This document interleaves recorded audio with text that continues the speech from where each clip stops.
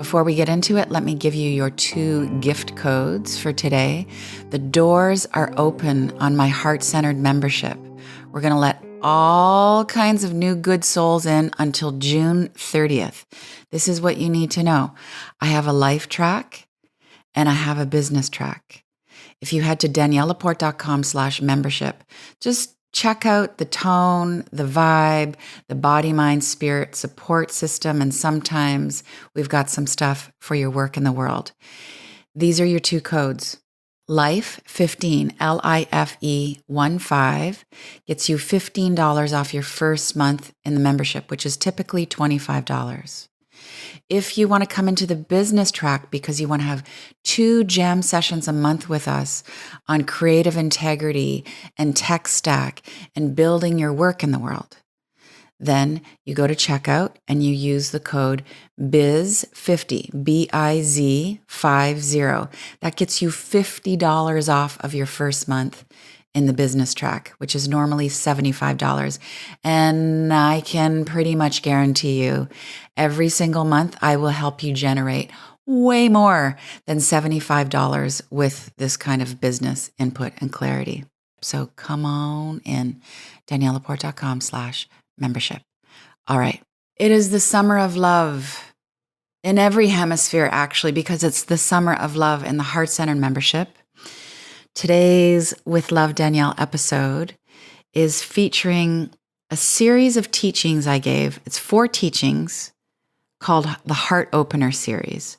This is all about courageous intimacy, emotional intimacy with yourself, which leads to courageous intimacy, emotionally speaking, with pretty much everyone.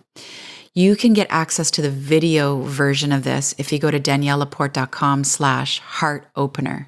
That's one word, and it's all free. And I'll tell you what you're in for.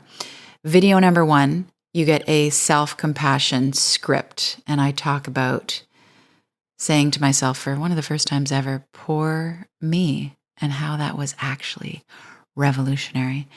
The second video is looking at ego relationships versus soul relationships. The third one, I talk about accepting the ebb and flow of all relationships. It's natural. It's going to happen. Don't give up before the breakthrough happens.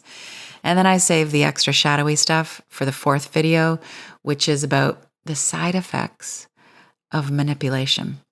And we all do it. It's inner child, ego, shadowy stuff. We manipulate to get our needs met. I get it. I've been there. I have some other options though. And then I have a really beautiful bonus, which is a summer solstice meditation. It's recorded for you. Someday I'll produce it and I'll make it into a pretty kit. But you can use that same meditation for summer solstice, winter solstice, and spring and fall equinox. It's so gorgeous. You're going to see yourself seated at the peak of a mountaintop, and you're going to connect your heart to other beings that you bring into this vast, luminous space. Anyway, it's gorgeous. But this is what I really want you to know about your desires and love. This is a preamble into the teaching about self-compassion and ego and ebb and flow, etc. You can desire to love and be loved more than ever. And, semicolon, I think that too many relationship how-tos, some of the methodologies out there are actually subtle manipulation tactics to get our needs met. And it's really not about getting closer. It's not about strengthening relationships or dissolving ego.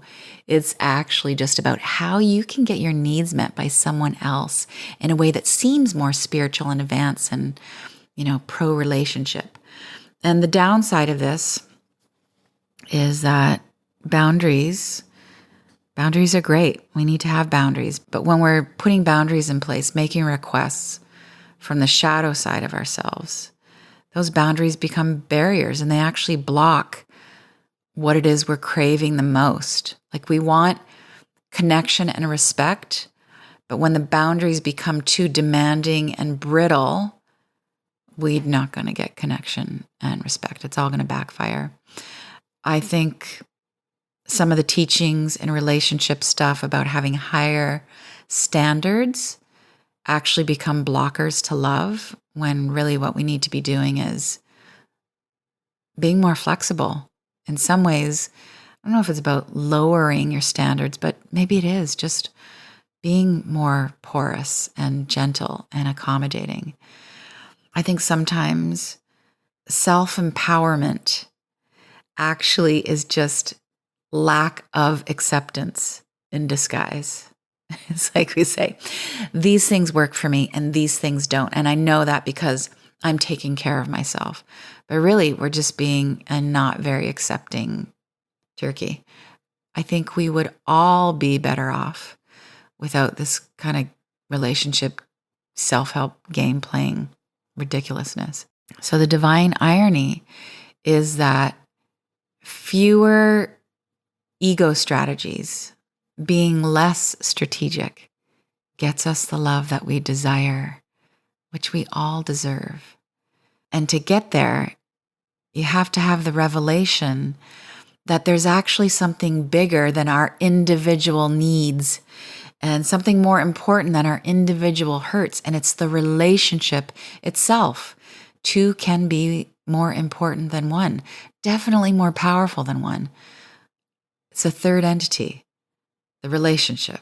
And the relationship requires us to learn to both receive and give. And I think this applies to all kinds of relationships, the romantic, the familial, friends, professional, strangers, all the stuff. You can have harmony and emotional intimacy in all of its forms. We get to have it. We definitely get to want it. And I think within all the deep desires for connection is the heart intelligence to magnetize it and sustain it. We can have so many of our needs met. Probably not all of them, but so many of them. We can have laughter on tap. We can be seen and heard and understood more than ever. It's not going to happen perpetually, might not even happen consistently, but it's going to happen more than you imagined. But we can't have all of those things, the needs met and the laughter and the being understood, by offering these blamey, kind of shamey ultimatums. We need to get intimate with our own shadow side. We need to be courageous with both our shadow and our light and our love. And I think this is a skill, this kind of intimacy, and all skills are teachable. You can learn to do relationship in a heart-centered way. I think the heart-centered path to intimacy is about a kind of self-protection that comes from a deep love and respect for yourself, not protecting yourself out of anger or fear. Of course, that's the default, and we're going to do that. But we want to raise the vibration, right? I think creating heart-centered relationships are about caring for yourself in a way that isn't just about caring for your small self identity. Let me say that with another intonation. The identity of your small self, right? You care for yourself and you do the manis and the petties and the workshops and the pranayama breathing and all those things from a place of celebration and wholeness, not because you're trying to fix what's broken. I think emotional intimacy is a two-way street that we all want to walk down. I think there's a part in all of us that wants to be the excellent listener as much as we want to be heard. Relating from the heart, which requires a lot of courage, a lot of reflection, is going to lead you to the relief that you are probably looking for in therapy sessions and coaching sessions and from your friends and bosses and exes and families and all the people. It's what every soul in this hurting, anxious, beautiful world is meant to experience. I don't believe in destiny, but I will offer this caveat. I think it is destiny that we all experience deep soul connection. So, whatever hemisphere you're in, I hope you're going to take this summer to learn about your gorgeous, loving, divine nature. I hope you're going to let some relation shit go. so that you can really actually get your deep needs met. So I was crying in the bathtub, the kind of cry. I was in the middle of a divorce. This is about a decade ago. And my internal dialogue, which, when you're having that internal dialogue, it doesn't feel that internal. It feels like all encompassing, was something like this. Can't believe I'm not over this. I stepped out of the relationship. I should have been over this months ago. Why am I hung up on who he's dating? I need to get on with things. I need to toughen up. I'm not evolved enough. This is so not spiritual of me to still be stuck on this. And more tears came. And then I felt this sense of light and lightness. And I don't know if it was something from above me, my higher self, dropping some soul wisdom into me, or it was something from within. But something said to me, poor you. Now, let's press pause on this context. Victim mentality, not my thing. Soldier on with clarity of mind, totally my thing. Creator of my reality paradigm, yes. Poor you. And that phrase really kind of changed the trajectory of my relationship to my pain and to myself. Poor you. Of course you're upset. This is painful.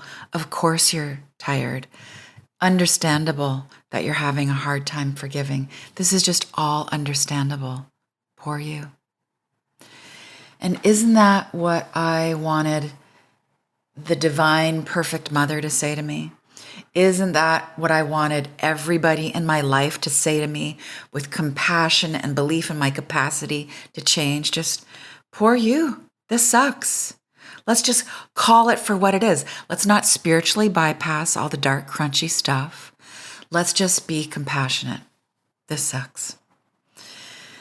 So there's what we say to ourselves, and there's how we say it. So there's the content, which is immensely powerful. But what I want to emphasize here with respect to self-compassion is our tone. Our tone can either harm us or it can heal us. So more harm is perpetuating the illusion that we are the wounded as opposed to the healer. More harm is perpetuating the illusion that we're separate from source, that we have to negotiate for our worth to get that healing to drop into us. Yeah, so compassionate tone is gentle, it's motherly, it's the loving, protective father. Tone is friendly, warm, and luminous. So you bring to mind the crunchy bits that you're still struggling with, and you're criticizing yourself for not being over it yet. You are criticizing yourself for not being evolved enough, spiritual enough, forgiving, enlightened, clear-minded, dynamic, energized enough. You're just not enough. And there's a big internal critique about it. So you bring that to mind. And then you bring in the compassionate, divine mother tone, content, and tone. And you just ask yourself, what would compassion say to you? And that's it. And then you say it over and over again. Gently, my love, gently. If you have been fast forwarding or multitasking through this episode, I totally get it because I'm a chronic multitasker myself. Although when we get together for my heart-centered membership workshops, we do one workshop at the beginning of every month, always on a Thursday, always at 1 p.m. Pacific, because that hits all time zones around the world. What I do is I just give a gentle nudge, a request that if people cannot multitask through the workshop, they will get the learning so much more deeply, and the healing will happen with a little bit more certainty. So if you've been multitasking, just let me pop in here to remind you. Heart Center membership is open. I've got a life track, I've got a business track, and I've got some sweet discounts for you right now. So go to daniellelaporte.com/membership. Do it on your phone, do it on your laptop. I've got 2 codes for you. Come into the life track. The code is LIFE15. You get your discount. Or come into the business track where you get some really legit support for conscious careering. The code for that is BIZ50. Okay, let's talk about the difference between an ego-driven relationship and a heart-centered or a soul-centered relationship. Should we start with the dark? Yeah, let's start with the dark. Ego relationships are transactional. You have something that I need, so I'm going to validate how great you are so that I can get my needs met. I mean, really, I think that too much of the relationship dictums out there, the how-tos in the books, are actually not so subtle and subtle directives for how to manipulate other people in order to get our needs met, which is really why I want to talk about relationships all day long, everywhere I go, to help us awaken out of that manipulative dynamic of ego, transactional, cajoling, and fawning, and really negotiating for our worth. It's just ridiculous. So it's actually the ego that asks the question if we are worthy of love. It's the ego that asks the question if somebody else is worthy of our love. You think about what the Divine Mother would ask of you. Nothing.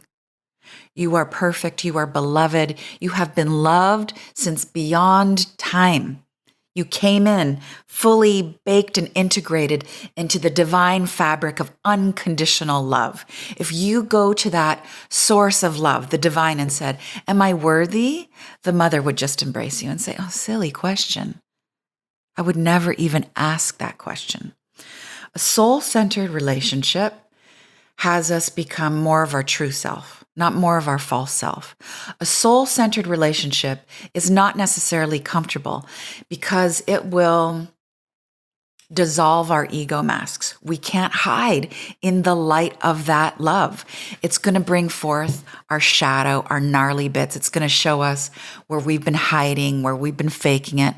So sometimes, the beginning of a soul-centered relationship, we can feel a little bit naked or a whole lot naked.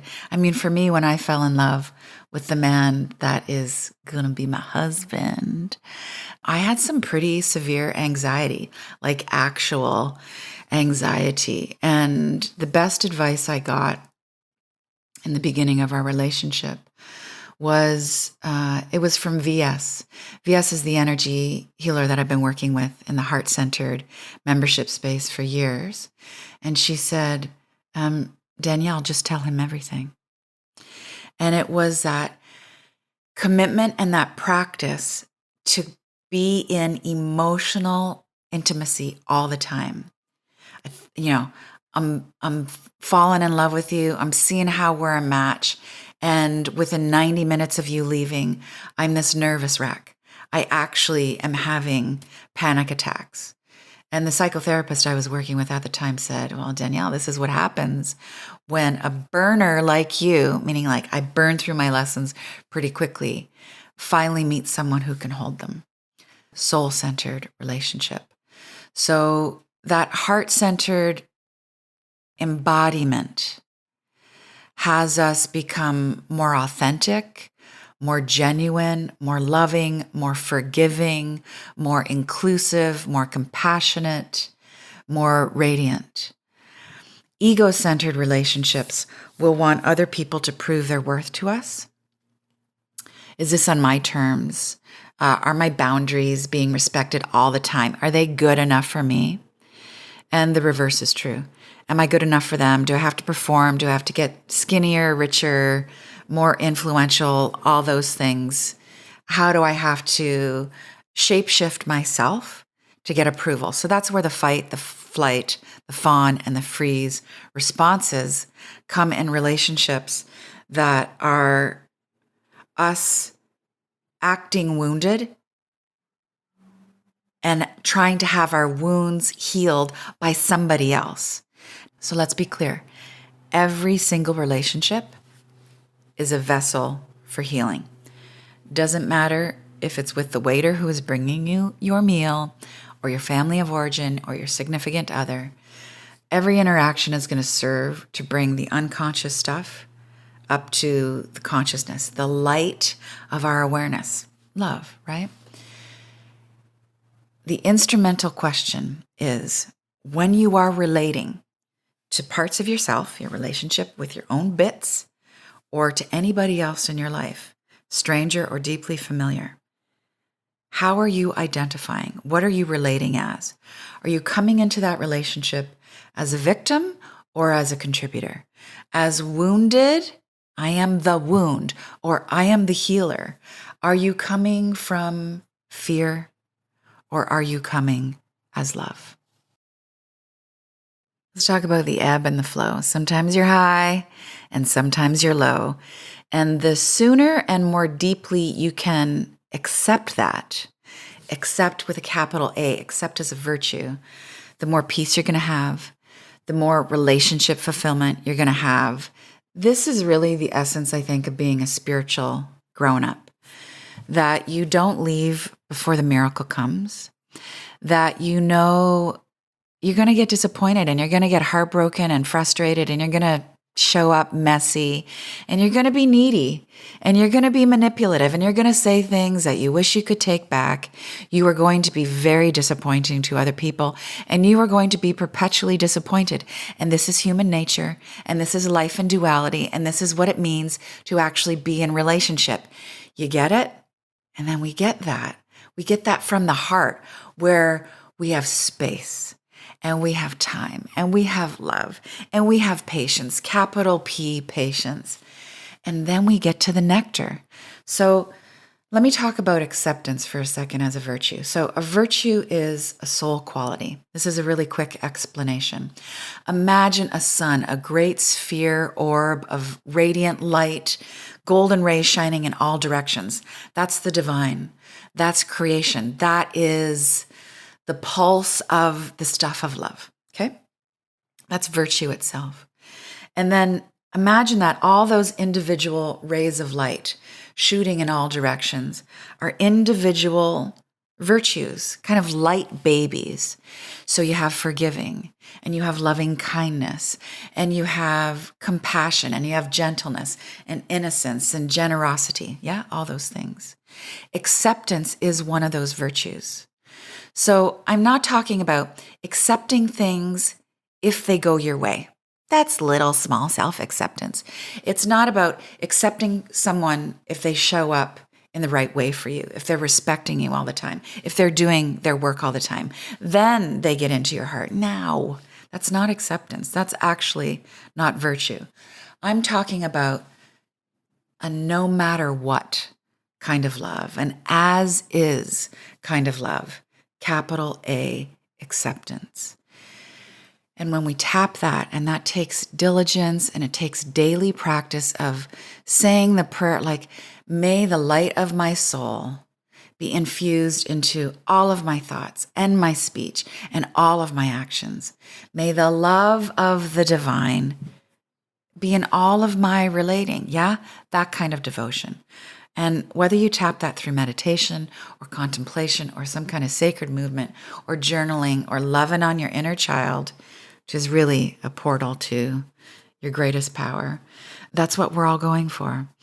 So here's the ultimate and most amazing news. Nobody needs to actually change for you to actually love them. They can still continue to be a bit of a mess. They can still continue to say and do things that are going to hurt your feelings. But you're big and you're spacious and you are made of love. And you are so much love that you're going to design a life that is about creating conditions of healing for yourself. You're going to hang out with people who treat you with respect. You're going to be with people where you sort of unfurl into your gentleness and your brilliance and your dynamicness. Nobody else needs to change in order for you to love them. And you do not need to change at all in order to be perfectly, unconditionally loved by the divine. You tap the acceptance of that universal truth and you just watch what you magnetize. Real love. There are a few days left to come into the heart-centered membership. The doors are closing this Sunday, June 30th. If you still have some questions, I'm doing an open house. It's an open house today, actually.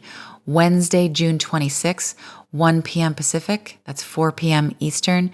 Bring all of your questions about community, about the life track, the business track. I'm going to give you a virtual tour of our beautiful heart-centered app. You're going to have meditations, visualizations, a how-to for a heart-centered altar kit all on your phone. If it's 11:30 at night and you need some comfort, a truth bomb, I've got you. If you want to go deeper in your spiritual practice and have some sophisticated tools that are metaphysically robust, let's say, then come into the Heart Center membership. Questions, I have answers. Open house today, Wednesday. It's free. DanielleLaporte.com/open house. And if you can't make it live, of course, we get you the replay, always. I'm going to list off for you some negative feelings, some not so comfortable states of being, and then you can just go through your own mental checklist about if you relate to these. Do you feel shame and guilt? When do you feel shame and guilt? Anybody feel generally unwanted? How about a sense of feeling used and abused in relationships? What about your default stress reaction? Are you a fighter? Are you a flighter? Like you're out of there? Are you a freezer? You just shut down?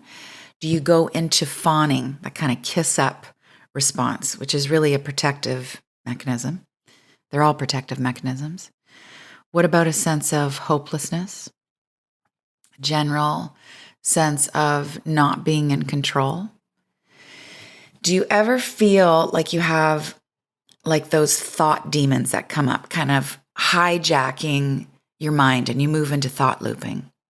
Have you lost trust in your capacity to make good decisions? Do you have a lack of trust in the people around you? And then finally, do you feel that you are seemingly overreacting to the little things? And are you overreacting to the big things? Things can be big, doesn't mean we need to get hyper-reactive about them. Okay, so with some of these negative experiences, this emotionality, it can be the result of something happening to us. It can be somebody in our life who is legit toxic and negative, and this is our response. In some cases, this could be what we are putting out to somebody else. We're guilt tripping, we're shaming, we're blaming. It's a two-way street. Now, here's the point of this exercise. What we're doing here is we're getting in the habit of bringing the stuff from the basement of the psyche up to our awareness. Like, wow, this negative, gnarly stuff is actually happening. This is part of my experience. This is what I'm doing to somebody else. This is what somebody else is dropping into my space. This is the texture, the theme of how I am relating with the world, with this person. Are we aware of what's really going on underneath the hood? The subconscious self, the unconscious stuff, the stuff that we are too ashamed to deal with. The pain we don't want to feel with in the present time because it brings up the pain we felt from the past. It's the trolling up. And that kind of trolling of stuff, that going down in the basement to bring up that musty stuff that really needs to be in a yard sale of divine light, is the work of making all of our relationships better. It's all about having a healthier relationship, really, with our inner child. So the intention with which we do that digging, and this is it, this is the diamond, is compassion and gentleness and loving kindness. So we don't dig with anger. We don't go searching for things to keep score, to blame ourselves, to criticize ourselves, or to blame and shame somebody else. We do the excavating with gentleness. You see the reframe? We go on the hunt for what's holding us back, for where the grievance is, with a compassionate approach. It's with love and kindness that I want to know what's really going on in this relationship. It is with gentleness that I want to ask the question, why am I not over this yet? I want to bring forgiveness to my tone in the conversation with somebody else about why what they did hurt me, right? So we embody loving kindness. We take a heart-centered approach to moving into the dark, gnarly, uncomfortable, shameful, shitty bits of being overreactive, of shame and guilt, of feeling unwanted, of blaming ourselves for not being further ahead and blaming other people for not being what we think we need them to be in order for us to feel loved or to be loving. You see? Gentle energy to the conversations that are so easy to avoid. Yeah. Compassion embodied equals deeper relating, bigger healing. We got this.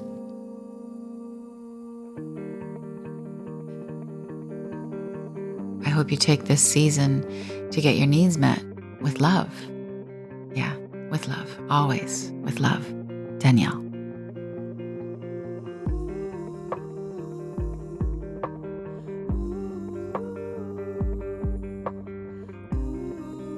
Thank you so much for listening, for feeling, for spreading the word with love.